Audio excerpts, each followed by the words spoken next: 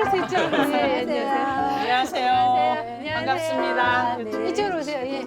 아, 여기 앉으세요. 진주에서 오셨어요? 아유, 멀리서 오셨네요. 일단 각자 소개를 좀 부탁을 드릴게요. 진주에서 오셨으니까 먼저. 먼 곳에서 오신 손님. 네. 저는 진주에서 온 신명빈입니다. 네. 저는 남편이 2014년 12월 1일 날 남편이 자살을 했어요. 아파트 뒷산에 그 목매무로 자살을 했어요. 네. 그리고 또 네, 저는 올해가 딱 34살 정교환이고요. 누나가 2005년 정도, 한 14년 정도 됐는데 이제 친누나를 좀 이렇게 자살로 떠나보내고 하지만 지금은 또 이렇게 아주 잘 살고 있습니다. 네. 반갑습니다.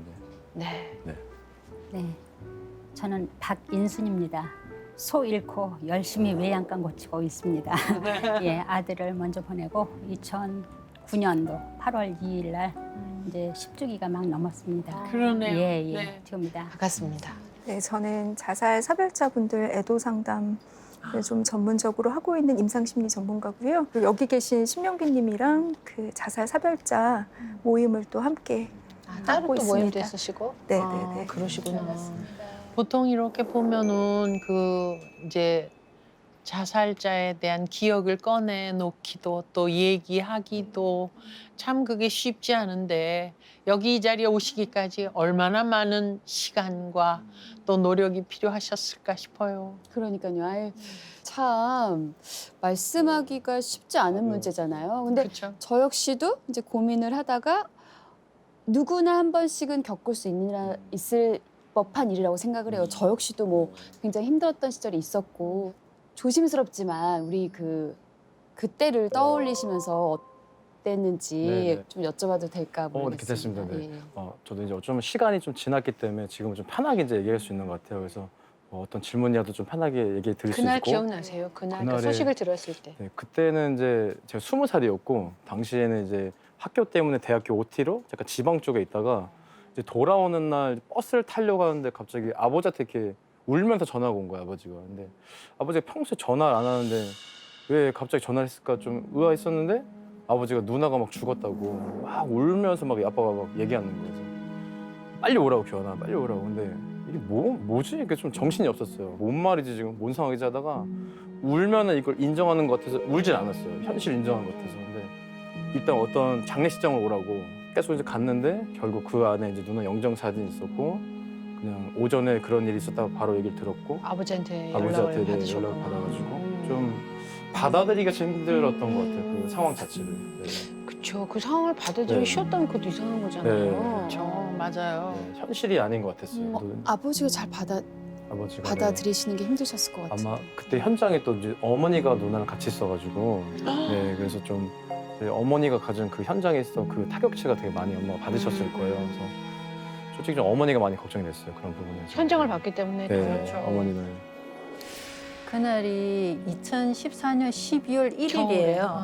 저 그때 이제 월요일 아침이었는데 이제 7시 20분에 이제 큰애가 중학생이어가지고 학교를 가니까 아침 이제 밥을 준비를 하고 남편을 불렀는데 대답이 없어서 이렇게 문을 열고 들어갔더니 없는 거예요. 없고 남편 책상 위에 이렇게 A4 용지가 4장이 이렇게 쪼르륵 나란히 있어서 저게 뭐지 하고 가서 봤더니 유서 이렇게 해서 막 축 써여 있는 거예요. 어떤 내용이었어요? 사실은 제가 조금 들렁거리는 성격이고 전 꼼꼼하지 못해요. 근데 남편은 되게 이제 꼼꼼한 스타일이고 이제 집안일 대소사를 자기가 다 챙겨서 하는 스타일이어서 가면서 뭐는 어떻게 하고 막 이런 거 자잘한 거 그걸 다 쓴 거예요. 그걸 지시사. 네 장을 다 쓴 거야. 4장이나. 4장이나 썼어요. 예를 들어서 뭐 차를 뭐 타이어가 고장 나면 뭐 그게 모퉁이 돈데 그게 무슨 타이어 있으니까 거기 가서 해. 뭐 그런 것까지 다 적혀 있어요. 엔진 오일은 어디 가서 갈아야 돼 막 이렇게. 그래서 119에 이제 실종 신고하려고 전화를 했더니 조금 있으니까 한 30분도 안 돼서 이제 경찰이 집에 왔어요. 경찰이 집에 와가지고 사실 오늘 이제 새벽 5시에 아침 5시에 등산객이 이렇게 이제 뭐 신고를 했다. 이제 그 산책길에서 이제 발견해서 신고해서 시신을. 예, 예, 예. 그래서 그때부터 이제 아무 생각이 안 드는 거예요. 그래서 갈 수가 없었어요. 사실 떨려서. 그렇죠. 헤드 치겠습니다. 하나, 둘, 셋. 셋. 뭐 9년이 지나고 이제 거의 10년이 돼가요. 그날 저녁에 한 7시쯤 이제 정말 낯선 전화를 받은 거죠. 이렇게 누구누구가 남편이시죠? 네, 맞는데요. 이제 그 소식을 전해서 진짜 그 순간에 완전히 그 왜 그런 거 있잖아요. 이렇게 식탁 테이블이 기울어지면서 뒤집어지면서 지그도 이렇게 뒤집어지고 그냥 까맣게 장례식장에 갔어요. 근데 누구랑 간 건지는 기억이 안 나요. 지금도 누구랑 갔는지 어떻게 갔는지 그건 기억이 안 나더라고요. 아무리 생각해도 안 나요. 5월 31일 날 내가 저녁에 고기를 잔뜩 다 먹이더라고. 그래서 오늘이 뭔 날인데 고기를 먹이냐 그랬더니 아니야 그냥 그거 해. 근데 죽기 전에 밥을 안 먹더라고. 그 나한테는 이만큼 힌트도 안 주고 그냥 떨어졌는데 이렇게 18층에서 떨어져가지고 이만큼 떨어졌는데 가서 딱 만져보니까 사디 차더라고. 뭐 그래서 뭐 한 2년 동안 그냥 울면서 댕겼죠. 그냥 뭐가 모르는지 모르고 어리버리 해가지고 2년 동안 막 방황하고 막 하루에 한 이만 못 걷고 하루에 한 끼 먹고 잠 4시간 자고 그러니까 뭐 10kg, 15kg까지 빠지더라고. 저는 그때 든 생각은 나는 밖에 나가면 안 돼. 어디에서 남편처럼 죽을지도 몰라. 내가 애들을 지키려면 밖에 나가서 조금이라도 다치면 안 되기 때문에 난 집 안에서 애들을 잡고 있어야 돼. 이런 생각에 꽉 잡혀 있었거든요. 이제 그때가 가을이었어요. 그래서 은행잎이 막 떨어지잖아요.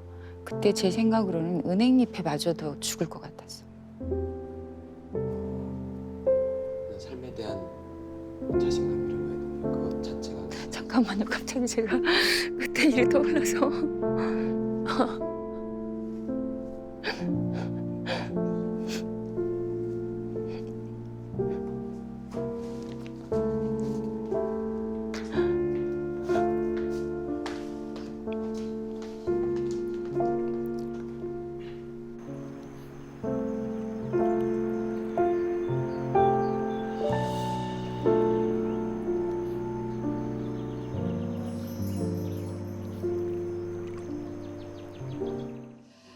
근데 얘기를 들어보니까 이제 유가족분들 사실은 지금 죽음 이후에 이렇게 잘 버티시곤 계시지만 저는 제일 우려가 됐던 게 죄책감에 굉장히 많이 시달리지 않았을까라는 생각이 들어요. 엄청 들죠. 너 그때 뭐 했어? 그런 시선으로 보잖아요. 시선이 두렵구나. 시선이 그렇게 힘들어할 때 좀 잘해주지 그랬어? 그렇게 신호 막 보낼 때 좀 딱 알아가지고 좀 손잡아주고 좀 챙겨주고 막 이렇게 하지. 그 원망도 들었어요? 장례식장에서 이제 남편 친구들이 왔잖아요. 근데 남편하고 그 친구가 절친이었는데 이제 한참 서로 막 음식 먹고 이제 술도 좀 마시고 막 이런 상황에서 제가 이제 거기 가서 이제 왔으니까 와주셔서 고맙다 인사하는 이제 그 자리에 앉았더니 그 제 앞에 앉아서 재수 씨 그때 힘들어하면 훈이가 힘들어하면 좀 잘 챙겨주지 뭐 했냐고. 그 말 딱 듣는 순간 막 화가 나는 거예요. 막 화가 나가지고 남편 친구한테 제가 막 오히려 더 막 역정을 했던 것 같아. 내가 그거 어떻게 아냐. 나도 힘들었다. 이러면서. 그러니까 이제 친구도 자기 스스로를 자책을 했겠죠. 지금 생각해보면. 본인도 괴로우니까. 그거를 2년 동안 연구를 하고서는 왜 죽었을까 했는데 뭐 2년 동안 답이 안 나와요. 답이 안 나와. 아무리 생각을 해도. 근데 워낙 힘들었어. 뭐 힘들게 18년 동안 힘들게 살았지. 아주 좀 가까운 분이 우리가 그때 함께 모여가지고 놀 때 사진을 찍었었어요. 그 사진을 주겠다고 해서 이렇게 만났는데 제가 인사를 하면서 좀 웃었나 봐요. 어떻게 웃어요? 그 말을 듣고 제가 너무 돌아와서 울었어요. 아, 난 이제 웃어도 안 되는구나. 정말 많이 울었어요. 근데 죄책감은 모든 사별에 따라오는 것 같아요. 꼭 자살 사별자만이 아니더라도 부모님이 돌아가시거나 자식을 뭐 병으로 먼저 보내신 분들도 못 해준 거에 대한 죄책감을 맞아요. 다 공통적으로 느끼시는데 자살 사별자들이 느끼는 죄책감은 좀 더 가혹한 것 같아요. 그게 고인이 스스로 나의 의지로 목숨을 끊었다. 그 이유 하나만으로 남겨진 사람들한테 미치는 영향이 굉장히 크거든요. 이 죽음을 명확히 알 수 없거든요. 정확하게 다 추측일 뿐이지. 그리고 직후에 이제 자살 생각들을 이제 많이 하시고 실제로 시도도 하시는 이제 사별자분들이 굉장히 많으신데. 유가족들이요. 네, 네. 전염성? 네, 일종의 그런 일종의 것처럼 옮기는 거? 느낌이? 유가족들도 약간 위험군에 속하지 않을까라는 생각도 좀 들거든요. 약간이 아니라 고위험군이에요. 고위험군이에요. 네, 네. 어. 그런 생각을 해보신 적이 있으세요? 늘 했죠. 그러니까 1년 안에는. 그러니까 네. 진주 같은 경우는 이렇게 차량이 별로 없어요. 그러니까 어쩌다가 이제 낮에 차를 끌고 나가면 옆 차선에도 차가 없고 앞 차선에도 차가 앞뒤로 전혀 차가 없을 경우가 있어요. 그러면 나도 모르게 이제 가속 페달 밟고 계속 가는 거예요. 그냥 그 생각이 없어지는 거죠. 한순간. 네네. 근데 페달을 밟다 보면 이제 끝까지 간다 그러면 그러니까 어떻게 될지 커브길이 모르는 나오면 이제 거잖아요. 가는데 어쨌든 저는 이제 자식들이 있으니까 이제 순간 또 아이들이 떠오르면 이제 정신을 차리자. 그러니까요. 그래도 옆에 다행히 언니나 뭐 누가 계셔서 다행이었는데 아까 지혜 씨 걱정하신 대로 혼자 계셔서. 저는 또 나름대로 이 인생에 더 살아야 할 이유가 없다. 내가 지금 떠나도 나를 아까워하고 아무 나를 아까워할 사람이 없을 것 같았어요. 2달 지났을 때 운전을 하고 가다가 사실은 고의가 아닌 가로수를 들이받고 가로수가 뿌리가 뽑혔는데 저는 아무렇지도 않은 거예요. 가로수 받으면 굉장히 위험해요. 사고 중에서. 차는 폐차를 했거든요. 세상에. 예, 차는 폐차했는데 저는 아무렇지도 않은 거예요. 그때가 내가 차라리 지금 딱 가면 너무 좋은 거죠. 예. 그런데 만약에 그때 내가 이렇게 살아있지 않다면 아마 다른 분들이 저를 오해를 했을 거예요. 아들 그려서 따라갔다. 근데 그때는 아마 제가 죽을 운명이 아니었나 봐요. 그래서 이렇게 살아있는데. 그렇게 따지면 아까 자살하신 분들이 되게 많다고 그랬잖아요. 자살 유가족은 그러면 뭐 곱하기 몇을 해서 더 많겠네요, 교수님. 뭐 외국의 이제 연구를 보면 한 명이 이제 자살로 사망했을 때 직접적으로 그런 사별의 고통을 느끼는 집단은 아니지만 마치 이렇게 그 연못에 돌 던지면 이렇게 물결이 퍼져나가듯이 그런 사람들을 이제 계산을 해봤더니 연구를 해봤더니 한 명당 135명까지 그 파급력이 직간접적으로 이제 영향을 미치더라. 네. 그래서 주변 사람들 자살을 접한 혹은 직간접적으로 영향을 받을 만한 사람들에 대한 어떤 적극적인 개입, 뭐 예방 이런 것들이 필요하다 이런 얘기가 나오고 있습니다. 솔직히 말하면 이제 주변에 누군가가 그러니까 우리 가족이 자살을 했어라는 이야기를 했을 때 일부러 그러는 게 아니라 어떻게 해야 될지 몰라서 이제 가만히 있는 분들도 계시거든요. 그러니까 막 싫지 않아요. 막 맞아요, 힘내, 네. 괜찮아, 네. 괜찮아. 시간 지나면 이런 말도 싫을 것 같은데요. 네. 어땠어요? 어쩜 저도 처음에 이제 그런 걸 경험하게 되니까 주변에서 이제 힘내라고 아니 힘이 안 나는데 왜 자꾸 나를 힘내라 그러고 일어나라 그러고 기운 차리라 그러고 누나 잊어버리라 그러고 좀 이해가 안 가더라고요. 어떤 말도 위로가 안 되죠. 좀 이해가 안 되죠. 특히 막 이해한다는 말 자체가 너무 화가 나더라고요. 맞아. 어떻게 뭘 알아 이해하는데. 네가 이렇게 되죠. 너가 경험해봤어 그런 거를 어떻게 이렇게 말을 쉽게 하지? 그러니까 되게 뭔가 그 가벼움이 너무 화가 났던 것 같아요. 가벼움이랑 꼭 해답을 주고 싶은 거 자꾸 조언 안 줘도 괜찮으니까 그냥 들어만 주고 그냥 어쩌면 같이 시간만 보내면 되는 건데 아 이게 되게 그렇게 어려운 걸까? 그냥 그런 생각을 좀 많이 했던 것 같아요. 어떤 때는 지나친 격려가 고문 같은 그런 것 거예요. 같아요. 네.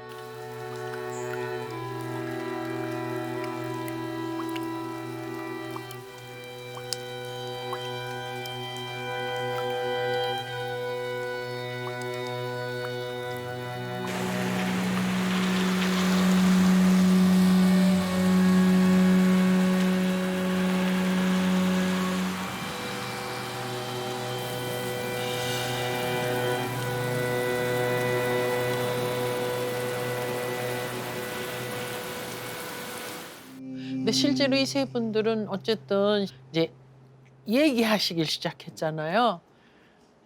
그러면서 실제로 어떻게 달라졌어요? 저는 2014년 12월 1일 날 남편이 자살을 했어요. 소리를 굉장히 많이 했어요. 불특정 다수 앞에서. 아. 이제 주로 불려 다니면서 강연도 근데 그렇게 좀 입으로 하고. 뵙고 나니까 조금 좀 나아요? 마음이 위로가 되시던 엄청 거예요. 많죠. 육아족의 특징이에요. 했던 얘기를 반복하고 또 반복하고 또 반복하고 뱉어내면 예 했던 얘기 또 그게- 해도 끊임없이 나오는 게 육아족들의 제가 그 일 있고 나서 그 다음에 2015년도 8월 달에 심리부검을 했어요. 중앙심리부검센터에 이렇게 신문에 그 모집한다고 나와 있는 거예요. 그래서 그때 이제 고성규 박사님 만났고 처음으로 이제 아 남편이 참 힘들었겠구나. 그러니까 그때 조금 막 왜 하나는 마음의 어떤 그런 감정을 비집고 그냥 남편을 조금 이해가 되는 그러니까 이제 애도가 되는 거야. 그때에서 눈물이 나는 거야. 드디어. 그때 울었어. 그때 울고 그 전에는 그냥 내가 억울해서 그냥 우는 거야. 내 처지가 억울해가지고 분하고 막 화가 나고 막 그랬는데 이야기를 하면서 느낀 게 뭐냐면 그러니까 우리가 좀 답답하고 화나는 일이 있으면 친구들 만나서 계속 수다 떨면서 그 맞아요. 일에 대해서 예, 계속 그러면 이야기를 조금 하면 풀어요. 났죠. 응, 해결 응. 났죠. 그러니까 그거하고 똑같은 것 같아요. 그게 저도 왜 우리가 왜 몸이 너무 얼어 있으면 넘어져도 안 아프잖아요. 그쵸? 근데 이제 그 감각이 없어지는 거잖아요. 그러니까 그런 것들이 이제 날씨가 풀리고 마음이 풀어지고 몸이 풀리면 넘어져도 아픈 걸 느끼는 것처럼 맞아. 그 뭔가 그런 곳 속에서 이제 풀어지기 시작하면서 그때부터 아픔을 느끼셨던 눈물이 거예요. 제대로 이제 나는 맞아요. 거죠. 그게 눈물이 이제 마음의 소독약인 거거든요. 눈물이. 그 이후로 엄청 울었던 것 같아요. 그냥 순간 오히려 그러니까 더 마음이 편해지셨을 것 같아. 시켜야죠. 그렇죠. 예. 그러니까 자다가도 일어나서 막 울고.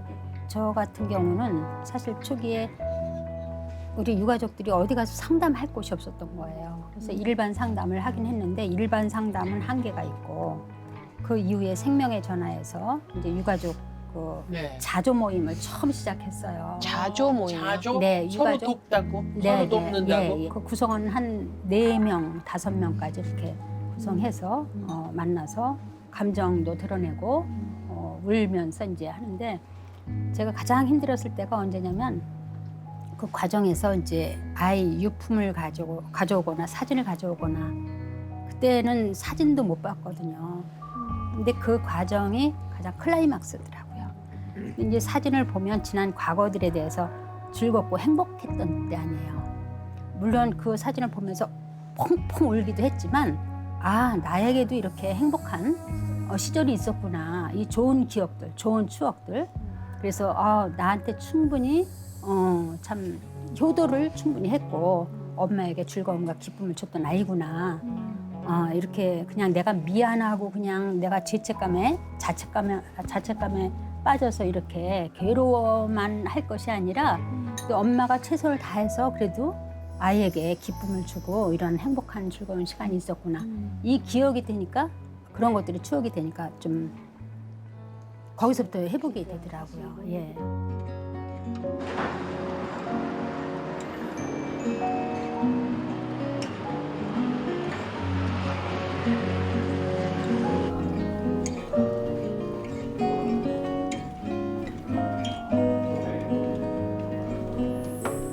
안녕하세요. 안녕하세요. 들은 지금쯤 어디에 있을까? 네, 생명의 전화입니다. 네. 힘든 일이 있어서 전화하셨죠?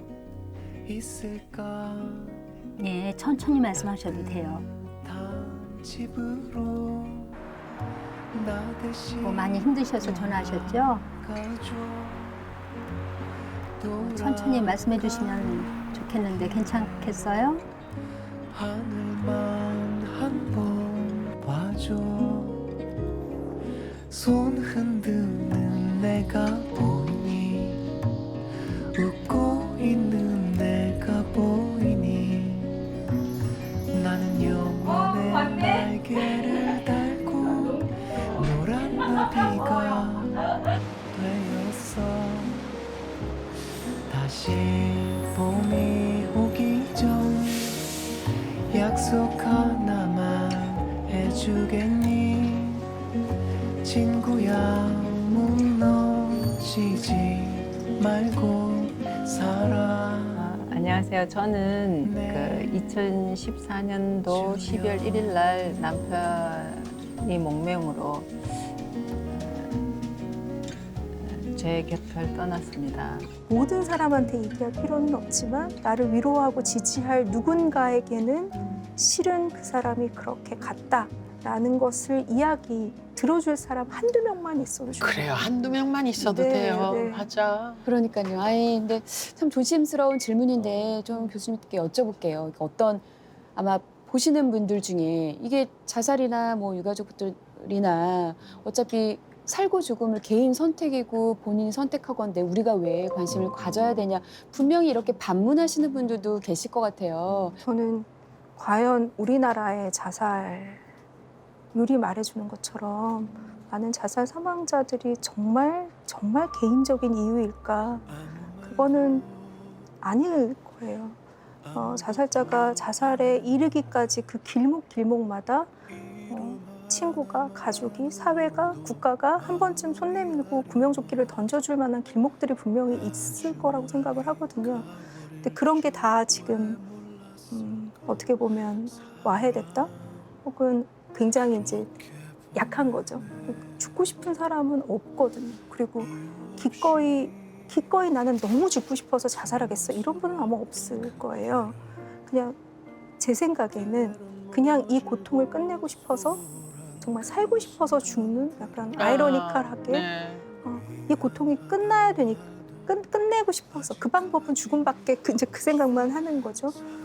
그런 분들이 워낙 많고 되돌릴 수 있는 소중한 생명들이 굉장히 많다라는 거죠. 돌이켜보면 항상 자살 사건이 날 때마다 자살한 사람들에만 생각을 했지 그분들의 가족에 대해서는 한 번도 생각해 본 적이 없거든요. 오늘 여러분을 이렇게 만나뵈면서 우리의 생각이 먼저 바뀌어야겠구나라는 생각을 했고 오늘 이 방송을 혹시 안 좋은 생각을 갖고 있거나 혹시 유가족 분들이 보신다면 조금이라도 위로가 되셨으면 좋겠고 마지막으로 한 말씀 드리고 싶은 거는 기억해도 괜찮아 라고 말씀드리고 싶어요. 네, 오늘 나와주셔서 정말 감사합니다. 고맙습니다. 고맙습니다. 감사합니다. 네, 감사합니다 교수님. My regrets look just like texts I shouldn't send. And I got KBS, KBS, KBS